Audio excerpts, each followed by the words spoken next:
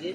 یہ کیا وجہ تھی چینجنگ کی؟ اسد کیسر کو ہٹا دیا گیا ایسے وقت میں جب وہ عمرہ کرنے کے لیے گئے، اور پارٹی میں چیئرمین شپ یا پی ٹی آئی پر بھی اس وقت مجھے ایسا ہمیں ایسا لگ رہا ہے بادی نظر میں کہ جس سے سافٹ کو ہوا ہے، اور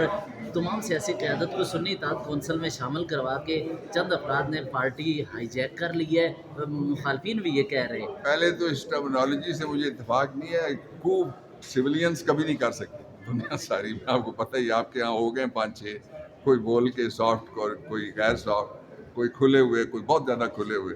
ایک دوسرا یہ کہ کمیٹی ایک نہیں ہے، پارٹی ہے، اس کو رن کرنے کے لیے کافی ساری کمیٹیاں ہیں جو ایک آدھ ہائی لائٹ ہو جاتی ہے، اور مجھے نہیں پتا کہ کوئی اور تھا یا نہیں تھا، لیکن as the general secretary, ex officio general secretary ہر کمیٹی کو اور چیئرمین وہ ہیڈ کر سکتے ہیں۔ تو اسد کیسر کو ہٹانے کی وجہ کیا رہی پھر ایسے وقت میں؟ یہ اگر کسی کو کوئی شک ہے کسی کو ہٹایا گیا تو وہی وجہ بتا سکتا ہے، مجھے تو نہیں پتا، اس لیے کہ جو پاکستان تحریک انصاف ہے اس کو فوکس رکھ کے دو کام کیے جا رہے ہیں۔ ایک تو یہ کہ یہ بتایا جائے کہ پارٹی کمزور ہو گئی ہے انٹرنلی، ایک اور طریقہ بھی تو اس کو ہے نا آزمانے کا، ایک طریقہ وہ ہے جو آپ سجیسٹ کریں، دوسرا آزمانے کا طریقہ یہ ہے کہ فارم 45 والے سارے نتائج ان کی رپورٹ جاری کر دو، اور اس سے بھی اگر کوئی اتفاق نہیں کرتا کہ وہ جاری کیے اگر تو فارم 47 والی گورنمنٹ اور نظام چلا جائے گا، تو وہ ایک نیا الیکشن کرا لے اور عمران خان کو اس میں شرکت کا موقع دے دے اور بلہ دے دے، اور عمران خان کو یہ کہا جائے کہ آپ نے جلسہ نہیں کرنا، وہ بھی نیگوشیبل ہے، اس پہ بھی بات کی جا سکتی ہے، جلسہ کون سا کس طرح سے ہم کریں۔ اصل بات یہ ہے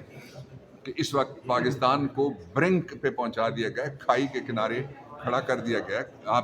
میں تو یہ سوچ رہا تھا آپ سارے احتجاج کر رہے ہوں گے، میں بھی آپ کے ساتھ مل کے نعرے لگاؤں کہ آدھی رات کو پھر جو مینڈیٹ چور ہیں انہوں نے چور طریقے سے جو پیٹرولیم کی پرائسز ہیں وہ بڑھا دی ہیں، بجلی کی پرائسز ہیں وہ بڑھا دی ہیں، لوگ جینے کے قابل نہیں رہے۔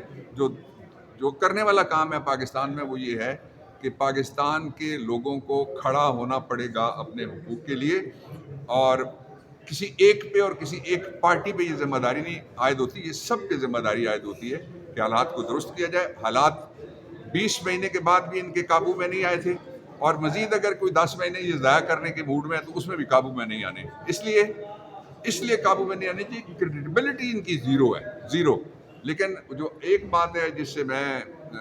آپ کے ساتھ اتفاق کرتا ہوں، یہاں آف دا ریکارڈ بات ہو رہی تھی، وہ یہ ہے کہ جو سیاسی مقدمات ہوتے ہیں ان سیاسی مقدمات کے اندر